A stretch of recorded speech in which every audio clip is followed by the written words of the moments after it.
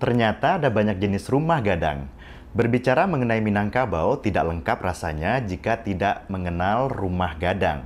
Rumah adat tradisional Minangkabau ini dikenal keunikannya dari bentuk atap yang disebut dengan gonjong. Ada yang mengatakan gonjong ini terinspirasi dari bentuk tanduk kerbau. Ada pula yang mengatakan dari bentuk kapal. Terlepas dari hal tersebut, bentuk rumah gadang telah menjadi trademark daerah di Sumatera Barat. Banyak bangunan di Sumatera Barat yang dibangun dengan model atap gonjong, mulai dari kantor pemerintahan, pasar, kampus, hotel, rumah makan, hingga rumah ibadah. Namun tahukah Anda, rumah gadang aslinya memiliki berbagai macam jenis. Setiap jenis memiliki perbedaan baik dari segi nama, tata ruang, maupun model atapnya.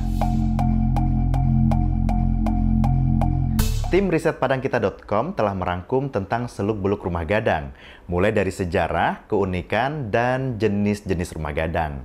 Kita akan mulai dengan sejarah rumah gadang.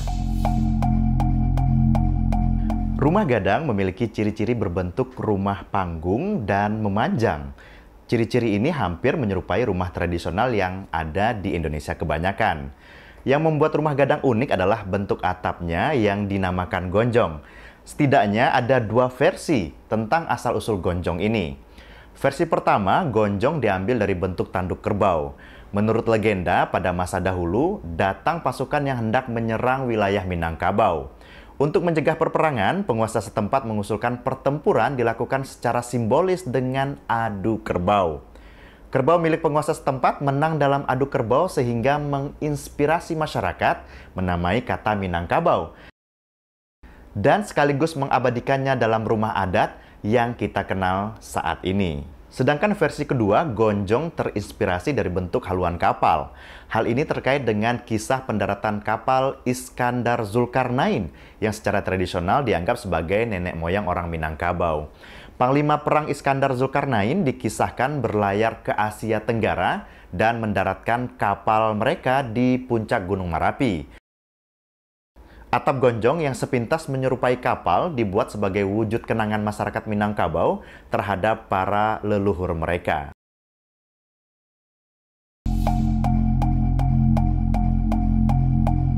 Salah satu rumah gadang tertua yang masih berdiri hingga saat ini adalah Rumah Gadang Kampainan Panjang yang berada di Nagari Balimbiang, Kabupaten Tanah Datar. Bangunan ini diperkirakan berasal dari peninggalan abad ke-17, artinya usianya sudah mencapai 400 tahun. Dan rumah gadang ini telah diwariskan secara turun-temurun oleh 5 generasi.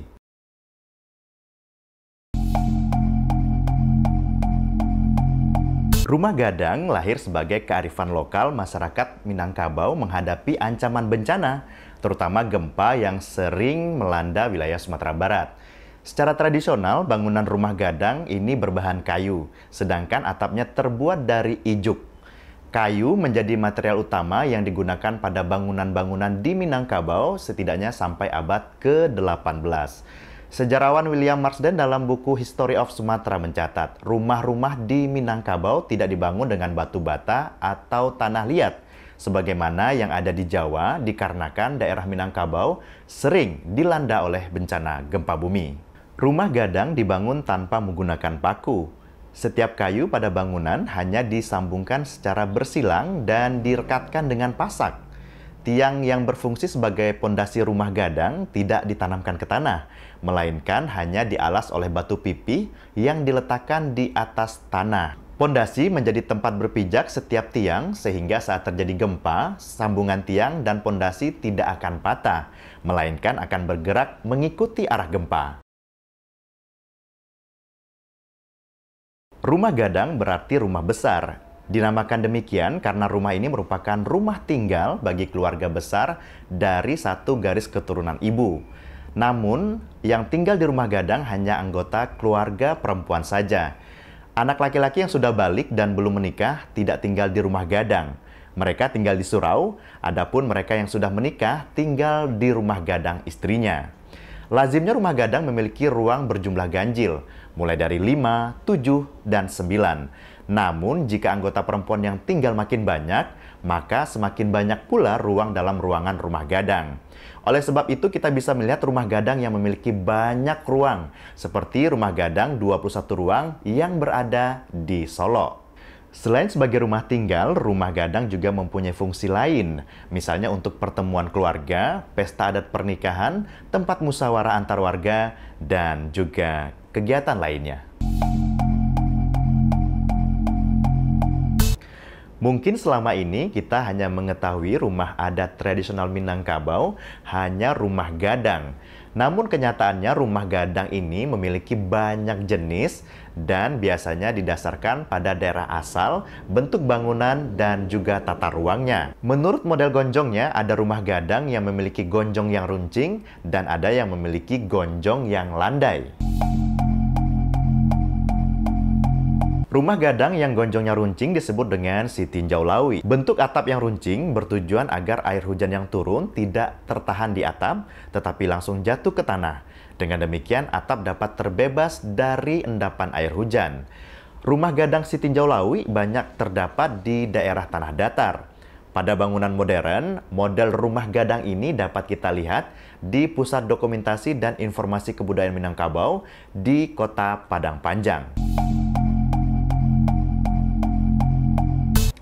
Adapun rumah gadang yang gonjongnya lebih landai disebut dengan rumah gadang Kajang Padati. Rumah gadang Kajang Padati banyak terdapat di kawasan pesisir. Pasalnya, kawasan pesisir rawan akan angin puting beliung, sehingga jika atap dibuat runcing akan membuatnya rawan diterbang angin.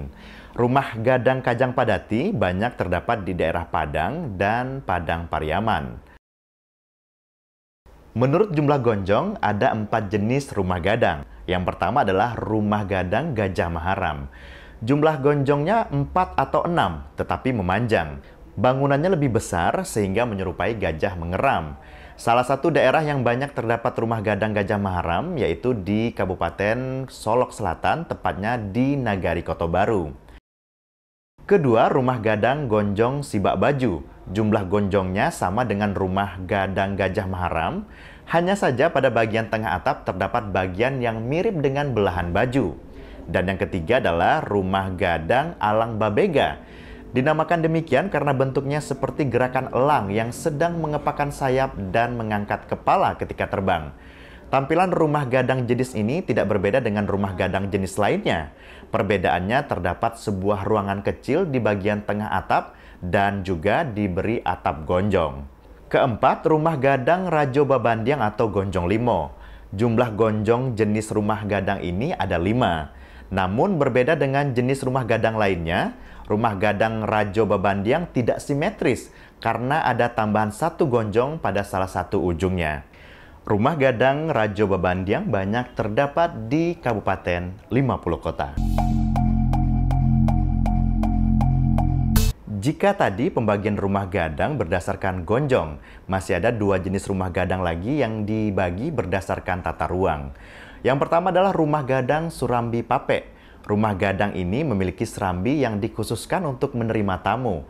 Hanya saja area serambinya tidak begitu luas dan rumah gadang ini banyak terdapat di Kabupaten Agam. Sedangkan yang kedua adalah rumah gadang Surambi Aceh. Serambi rumah gadang ini lebih luas, bahkan membentuk ruangan tersendiri. Rumah gadang Serambi Aceh banyak terdapat di daerah Solok Selayo dan Kubang 13, Kabupaten Solok. Nah, itu dia seluk-beluk rumah gadang yang dihimpun oleh tim riset padangkita.com. Terima kasih, sampai jumpa di edisi berikutnya.